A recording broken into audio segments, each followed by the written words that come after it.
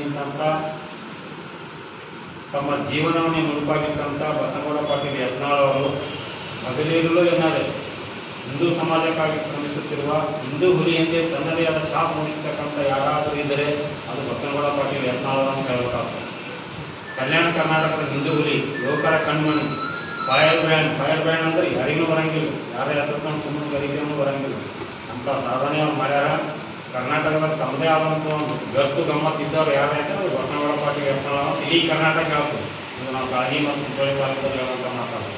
ಹಾಗಿರೋದರಿಂದ B J ಪಿಯಲ್ಲಿ ದೊಡ್ಡ ಆಸ್ತಿ ಅಂದರೆ ಬಿ ಜೆ ಪಿಗಾಗಿ ಬಸನಗೌಡ ಪಾಟೀಲ್ ಅವರು ಅವರಿಗೆ ಇವತ್ತಿನಿಂದ ಉಚ್ಚಾಟನೆ ಮಾಡ್ಯಾರ. ಇದು ಇಡೀ ನಮ್ಮ ಕಲ್ಯಾಣ ಕರ್ನಾಟಕ ಅಲ್ಲ, ಇಡೀ ಕರ್ನಾಟಕ ಖಂಡಿಸ್ತದೆ ಈ ಮಾತಿಗೆ.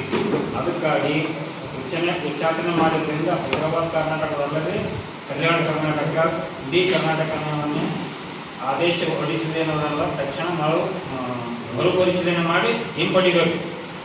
ಕೂಡಲೇ ತಪ್ಪಾಗಿ ಅಂತೇಳಿ ಕರ್ನಾಟಕದ ಬಿ ಜೆ ಪಿ ಅಧ್ಯಕ್ಷನಾಗಿ ಮಾಡಬೇಕು ಯತ್ನಾಳ್ ಗೌಡರನ್ನು.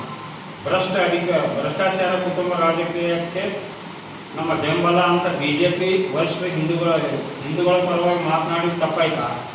ವಕಫ್ ಬಗ್ಗೆ ಅವ್ರ ಧ್ವನಿ ಎತ್ತಿದ ತಪ್ಪಾಗ್ಯದ, ರೈತರ ಬಗ್ಗೆ ಧ್ವನಿ ಎತ್ತಿದ ತಪ್ಪಾಯ್ತಾ? ಅವರಿಗೆ ಪಕ್ಷದಲ್ಲಿ ಈ ಥರ ಅಡ್ಜಸ್ಟ್ಮೆಂಟ್ ರಾಜಕಾರಣಿಗಳು ಇದ್ದವರಿಗೆ ಮಾತ್ರ ಪಕ್ಷ ಇಟ್ಕೋತದೆ.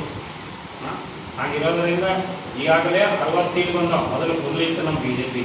ಇನ್ನು ಮುಂದಿನ ದಿನಮಾನ 6 ಸೀಟ್ ಬರಲ್ಲ ಅಂತ ಈ ಪತ್ರಿಕೆ ಮೂಲಕ ತಿಳಿಸ್ತೀನಿ.